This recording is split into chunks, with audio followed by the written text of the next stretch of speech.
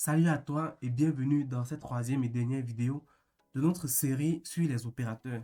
Aujourd'hui, nous allons voir les opérateurs bit à bit ainsi que la priorité de tous les opérateurs que nous avons vus jusqu'ici.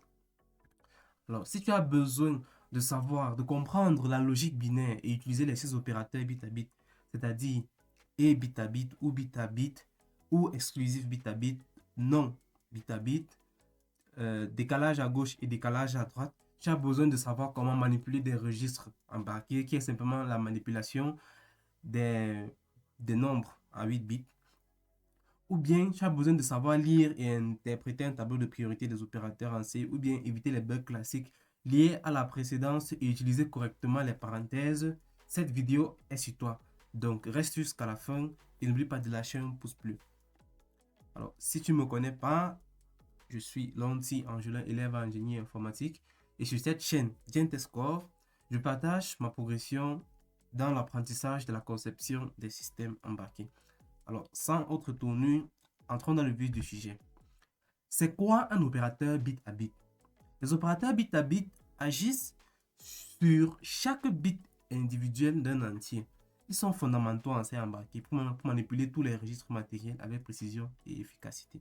Ce sont donc ces opérateurs bit à bit-ci qui nous permettent de configurer les broches d'entrée-sortie d'un microcontrôleur, de masquer et extraire les champs dans les registres de configuration, et ainsi que de tester, de mettre et effacer des bits d'état logiciel.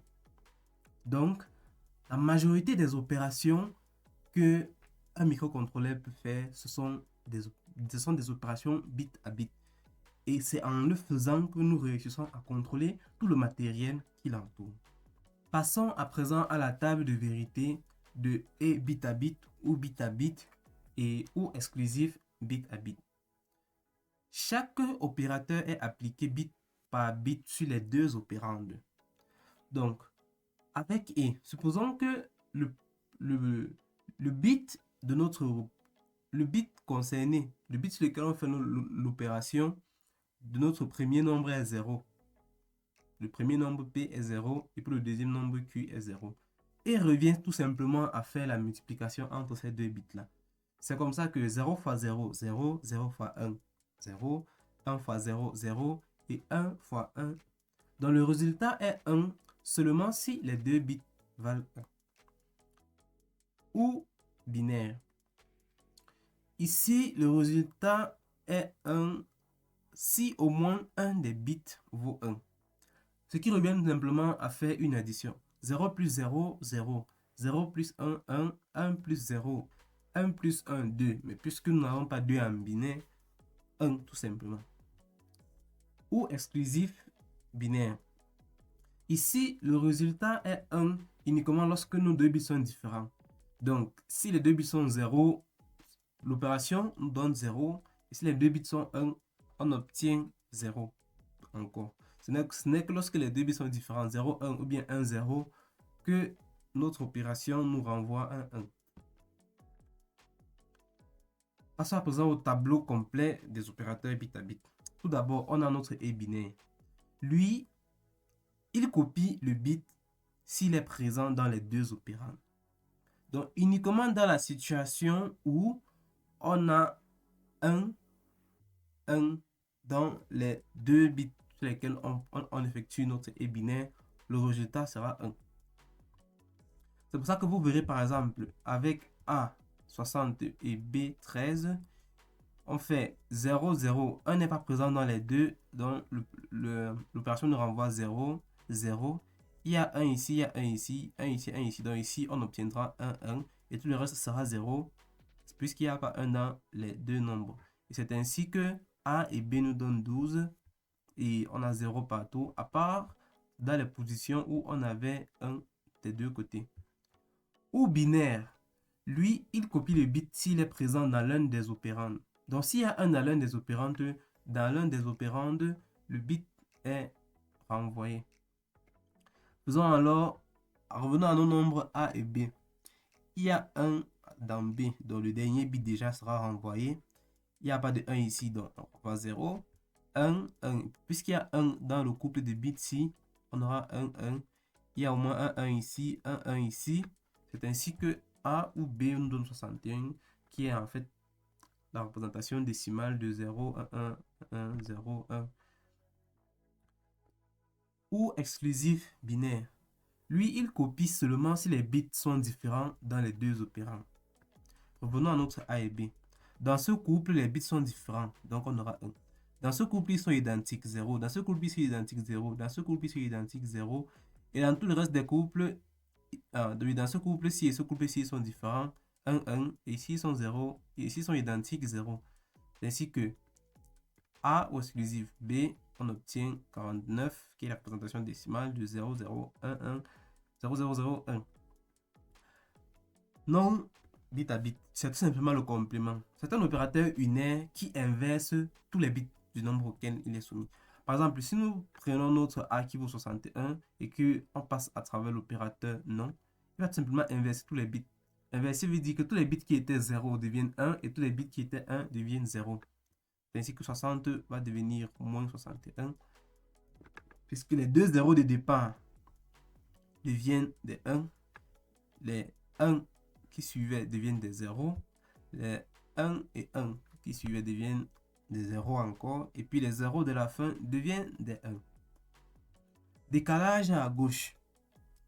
Ici, on va imaginer que nos bits sont sur des rails.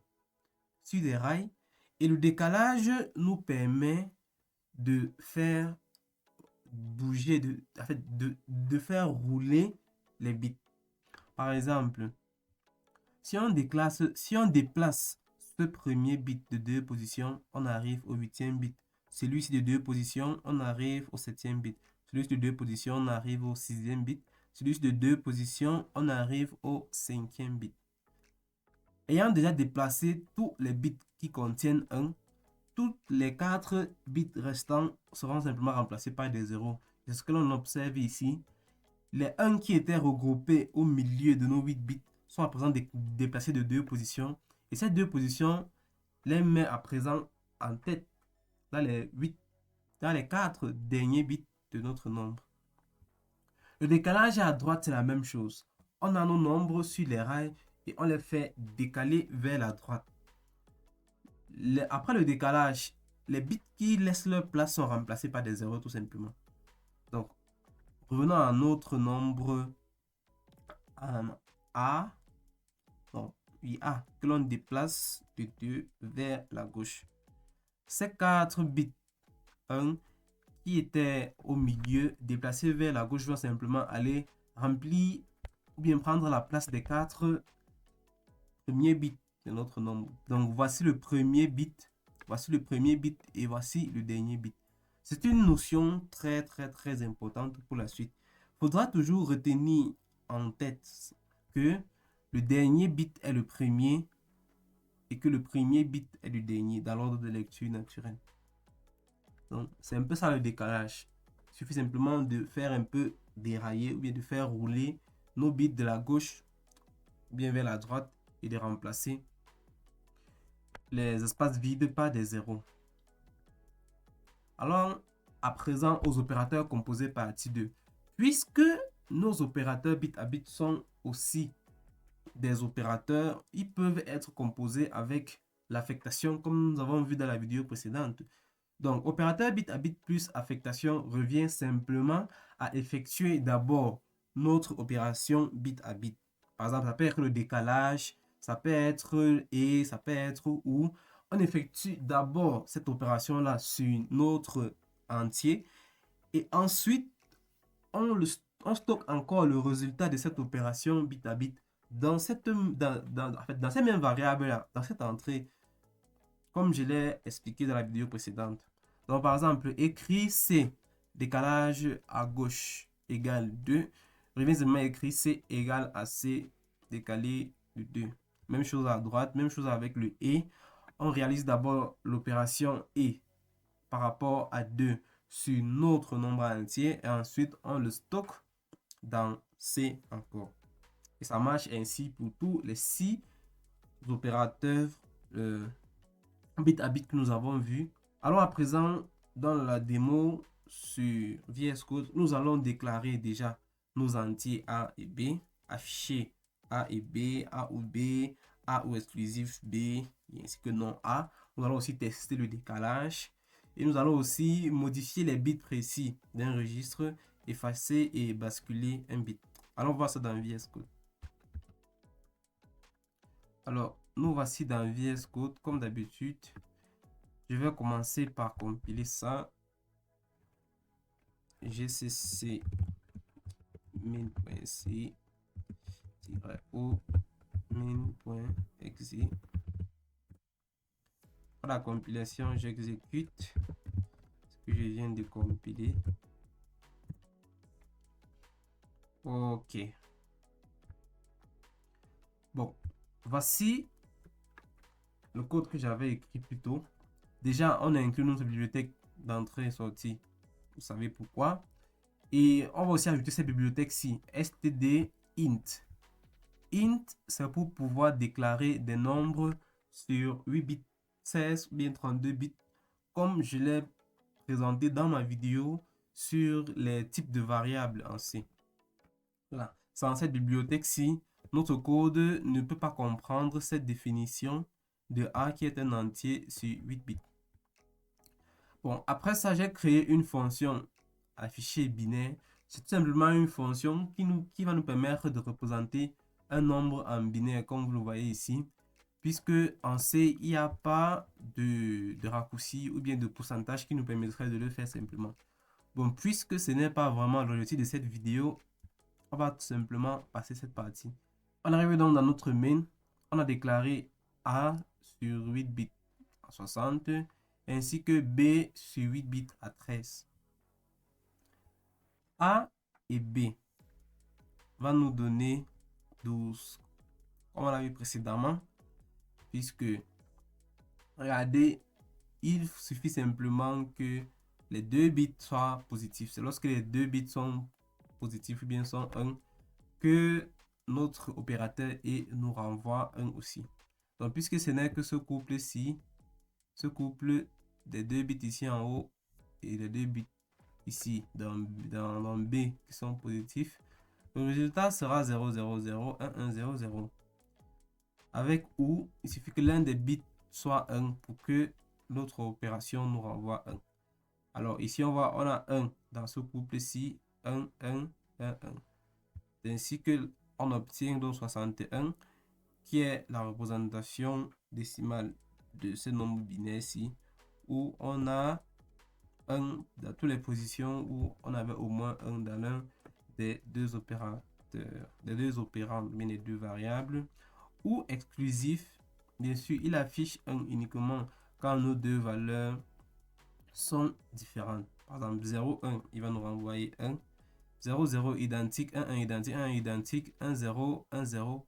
Voilà, comme ils sont différents, il nous renvoie 1. Le nom va tout simplement inverser tous les bits. A valait, nos bits positifs étaient dans les positions 6, 5 et 4, 3. À présent, tous ces bits-là seront inversés. C'est ainsi que c'est maintenant les bits 8, 7 et 2, 1 qui sont positifs alors qu'ils étaient négatifs précédemment. 240 est obtenu lorsque on recule ces bits-ci de 2 positions. Par exemple, si on les reculait de 3 positions, on aurait eu, bon, je mets ça entre parenthèses. Si on reculait A de 3 positions,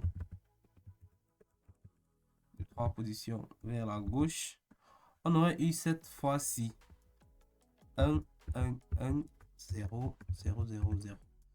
Lorsque l'on recule de 2 positions, on fait rouler nos bits vers la gauche et ces deux derniers bits sont remplacés par des zéros.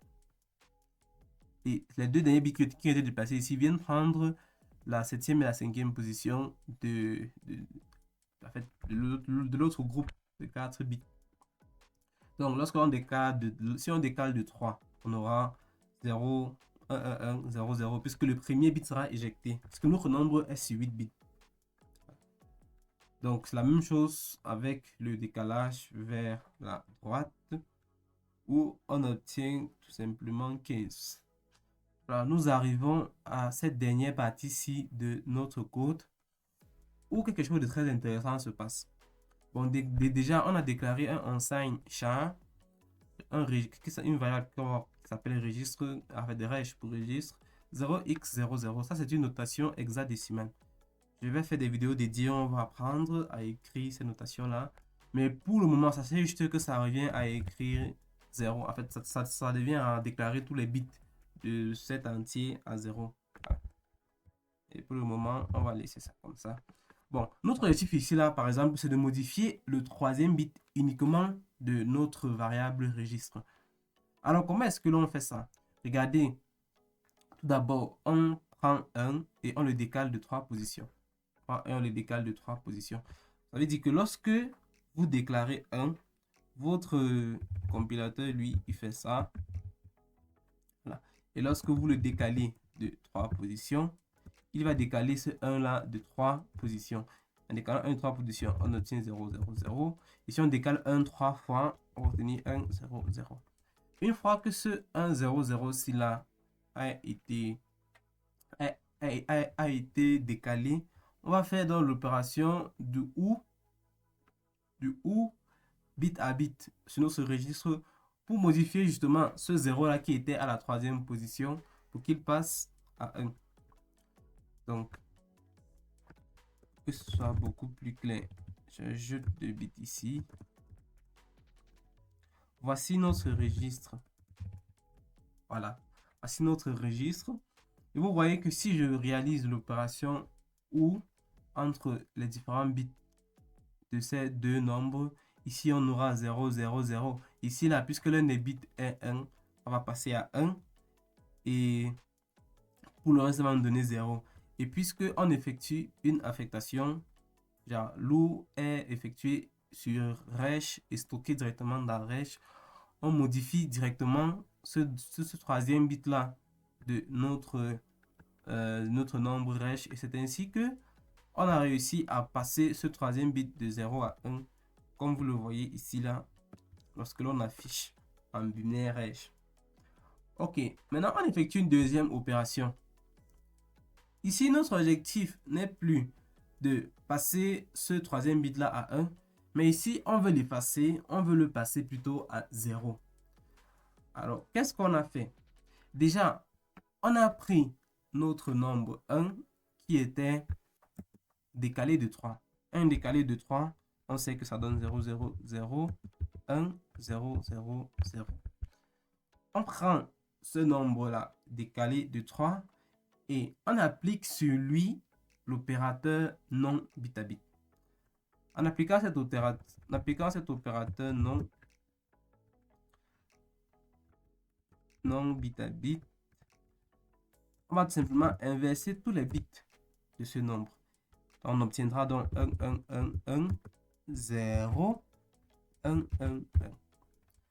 Après cette opération, on va encore sur notre registre et on fait un et cette fois. En faisant un et sur notre registre, qui je vous rappelle vaut à présent 0, 0, 0, 1, 0, 0, 0. Vous verrez que et étant positif uniquement lorsque les deux valeurs, bien les deux bits sont positifs, on aura des zéros partout. Donc c'est ainsi que on a réussi à effacer ce troisième bit là que on avait passé à 1, comme vous le voyez ici.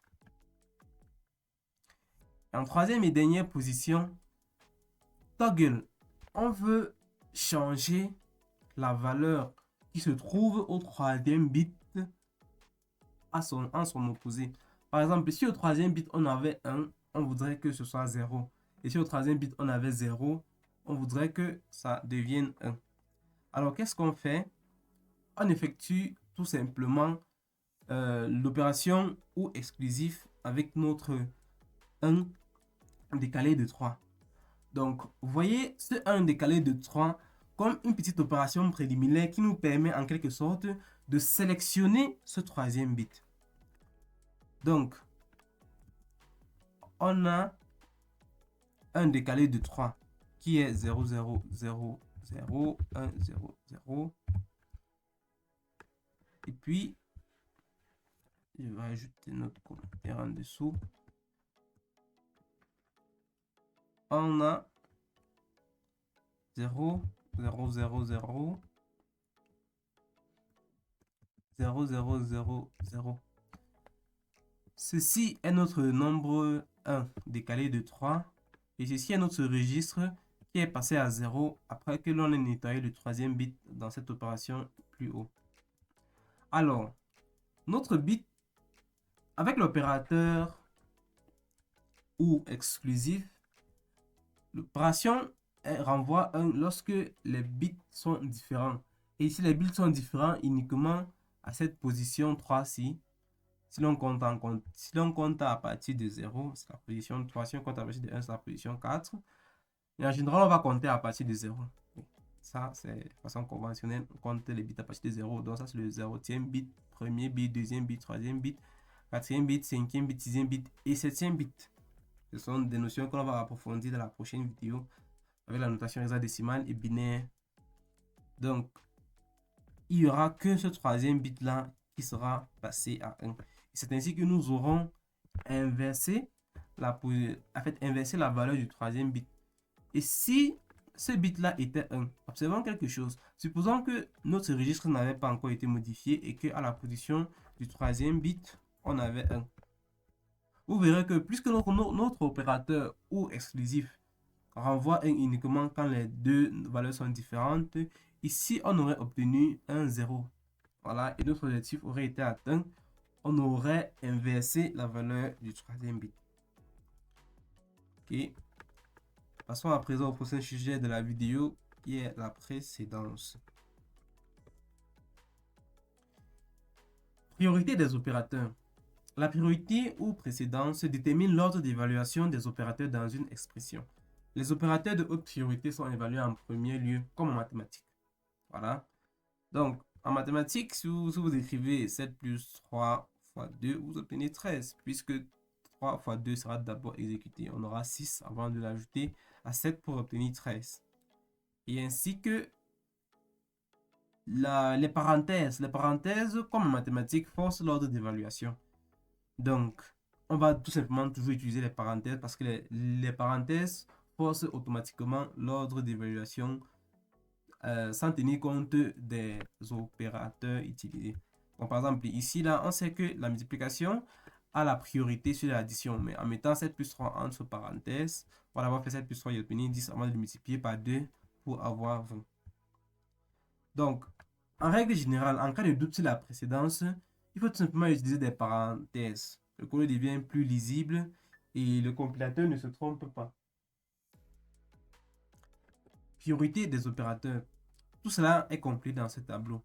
D'abord, on a nos parenthèses, nos incrémentations et nos décrémentations.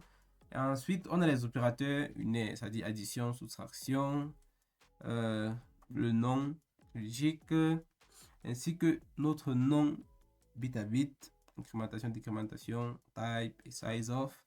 Puis, on a les opérateurs multiplicatifs, fois, divisé, et ainsi que modulo, additif, plus et moins, décalage, décalage à gauche, décalage à droite, les opérateurs relationnels en dessous, c'est-à-dire inférieur, inférieur ou égal, supérieur, supérieur ou égal, et à la fin, les opérateurs d'égalité, égal ou bien pas égal. Et ce tableau continue. Après les opérateurs d'égalité, on a les opérateurs bit à bit et bit à bit ou exclusif bit à bit ou bit à bit. Le et logique, cette fois le et logique, le ou logique, le conditionnel, affectation. En réalité, cette priorité n'a pas vraiment d'importance lorsque on utilise des parenthèses pour bien structurer son code. Donc, on va toujours utiliser des parenthèses pour forcer la priorité et être sûr que l'opération que l'on exécute est celle que nous voulons exécuter. On va à présent implémenter tout ça dans VS Code. On va calculer A plus B fois C divisé par D comparé avec A plus B fois C divisé par D. Même si dit comme ça semble être la même chose. Les résultats seront différents. On va aussi tester A plus B et ainsi de suite. Allons dans VS Code. Alors, je l'ai rédigé ici.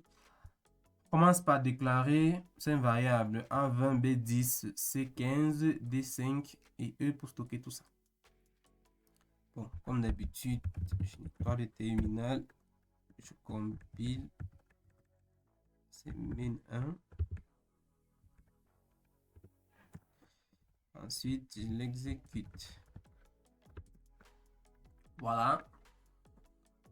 On a A plus B fois C divisé par D égale à 50. Pourquoi? Puisque la multiplication et la division ont la priorité, on va d'abord faire C divisé par D, qui va nous donner 3. C fois B, on nous fait 30 avant d'ajouter à A qui est 20, et c'est ainsi qu'on obtient 50.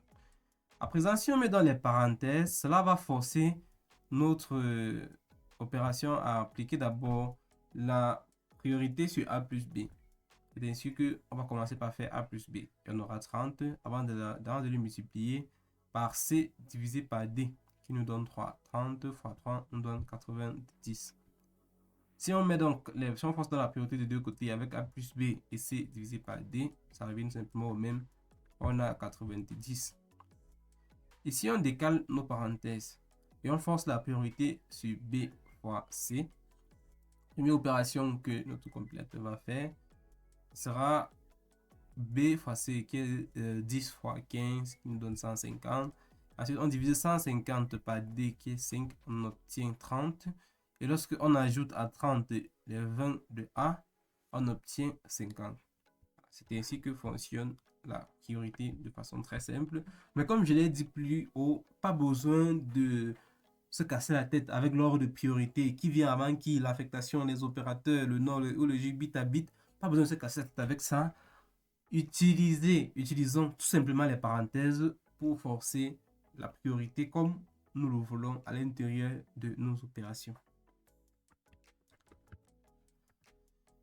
Récapitulons ce que vous avez appris. Déjà, dans cette vidéo, on a appris les 6 opérateurs bit à bit et ou est exclusif, non, décalage à gauche, déclarage à droite et la table de vérité bit par bit. Nous avons appris la manipulation des registres. Juste que vous ne savez pas encore exactement ce que c'est, mais on va y arriver dans la prochaine vidéo. Mais en tout cas, je vous dis déjà en introduction que un registre, c'est tout simplement un nombre sur 8 bits. Voilà. Set, clear, toggle. Les 3 opérations que l'on a réalisées, c'est-à-dire modifier un bit précis, effacer un bit précis et inverser un bit précis sont fondamentales. Vous ne savez pas encore pourquoi, mais je vous conseille de bien maîtriser ces 3 opérations-là parce qu'elles sont essentielles pour la suite. Ensuite, nous avons aussi appris le tableau complet de priorité des opérateurs et le rôle de l'associativité. Bien sûr, ce tableau-là est... En fait, l'importance de ce tableau est simplifiée à travers l'utilisation des parenthèses pour clarifier les expressions complètes et éviter les bugs. Donc, je crois que vous méritez une petite félicitation pour avoir complété notre série d'opérateurs en C++ système embarqué. Parce que à partir d'ici, il n'y a pas d'opérateur que vous ne connaissez ou que vous ne connaissiez pas. Donc, on se revoit dans la prochaine vidéo. Merci d'avoir écouté celle-ci.